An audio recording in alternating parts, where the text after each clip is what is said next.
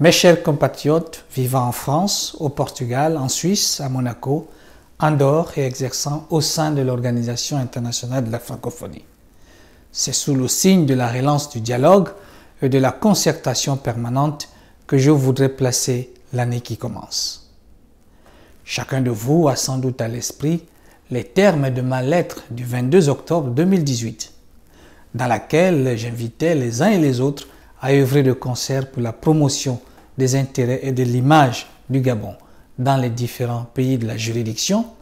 et de contribuer de là où nous nous trouvons par les hasards de la vie à son développement dans la paix et la concorde. Je saisis l'occasion de ces vœux pour remercier et féliciter tous ceux qui ont répondu promptement à cet appel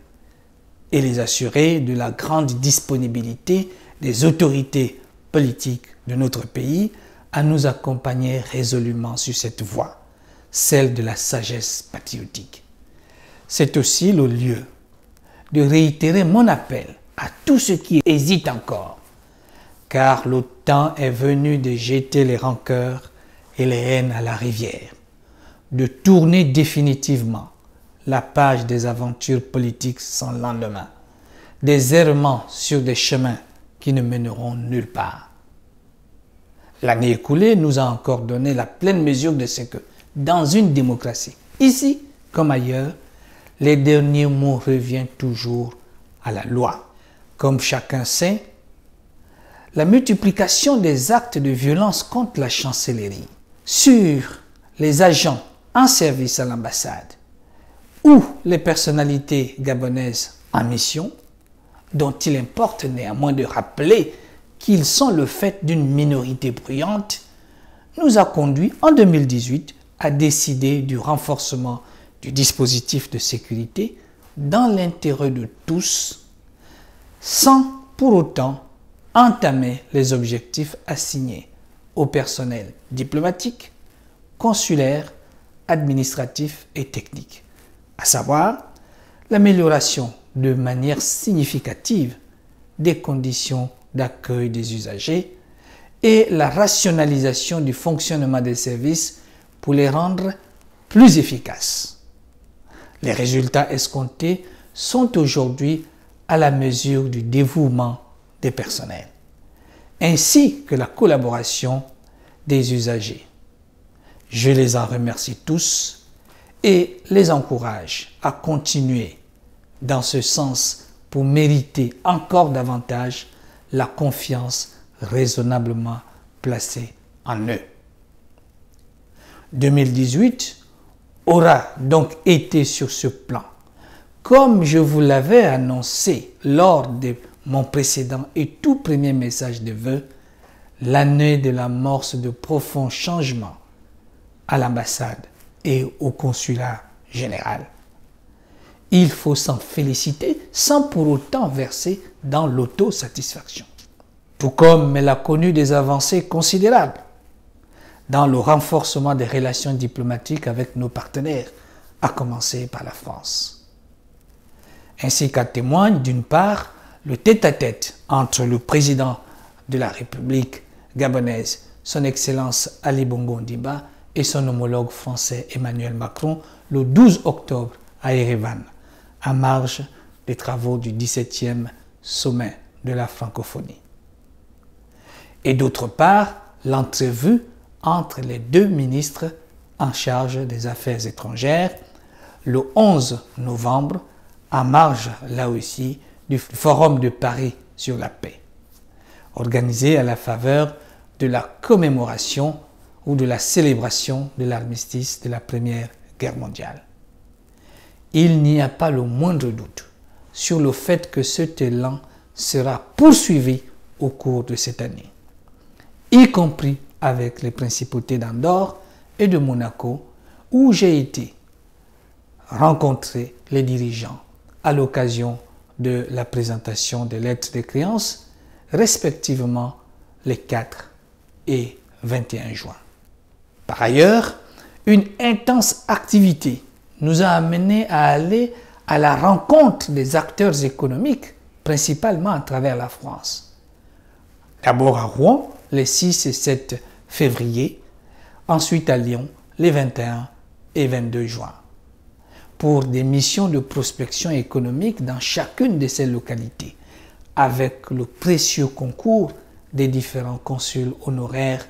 que je voudrais remercier. Ensuite, à participer à un nombre de rencontres économiques, comme ce fut le cas le 28 juin au Salon de l'agriculture de Châlons-en-Champagne, le 31 août à Poitiers,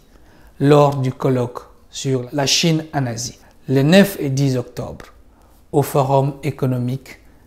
sur le numérique à Erevan, en marge du 17e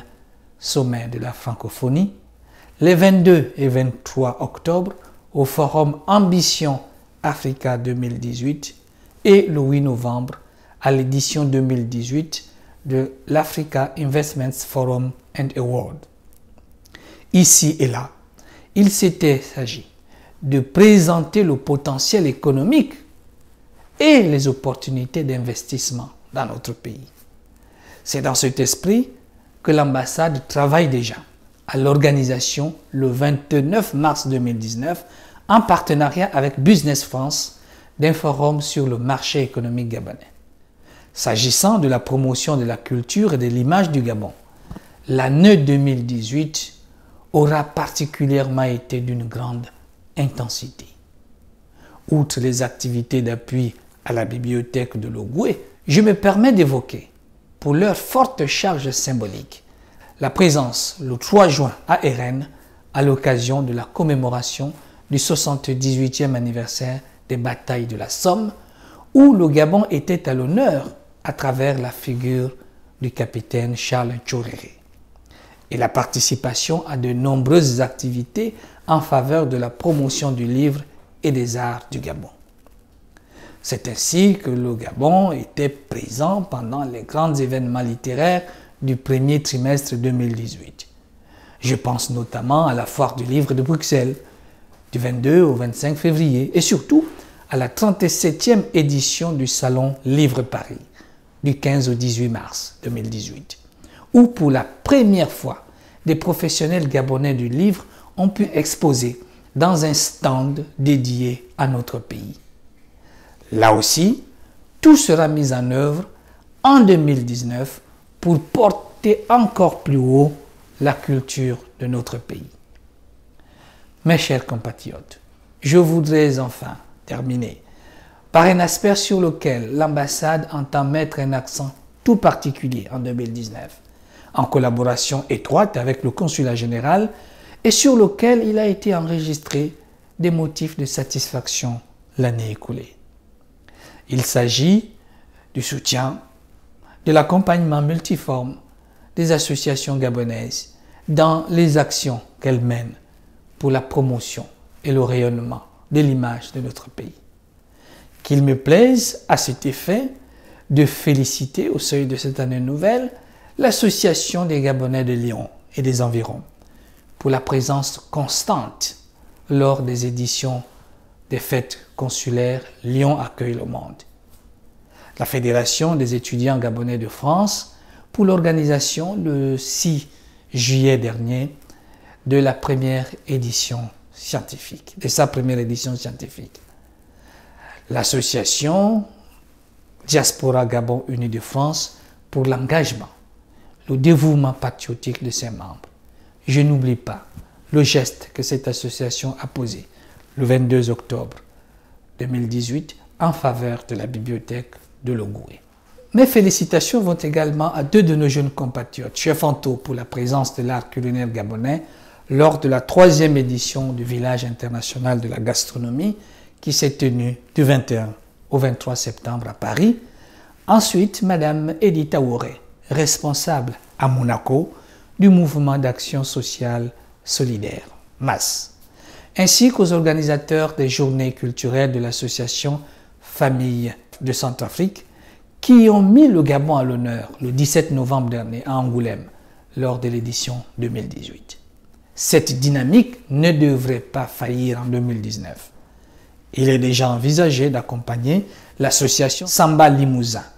à l'occasion du Festival culturel gabonais 2019 et d'être présent à travers des galeries d'art gabonais à la foire d'art contemporaine Aka Also House Africa, un événement dont l'objectif est de promouvoir l'art contemporain d'Afrique dans toute sa diversité ici en France. Tout comme il sera poursuivi en 2019, les contacts noués avec les jeunes compatriotes investis dans le domaine du sport. À tous et à chacun, au nom de l'ensemble des personnels de l'ambassade et du consulat général,